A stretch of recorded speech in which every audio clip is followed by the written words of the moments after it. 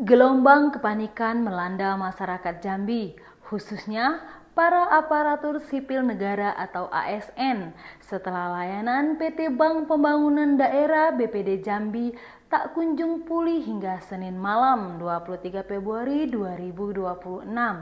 Sejumlah nasabah mengaku gagal bertransaksi meski telah berulang kali mendatangi ATM. Isu hilangnya saldo dengan nilai bervariasi, mulai dari 15 juta hingga ratusan juta rupiah.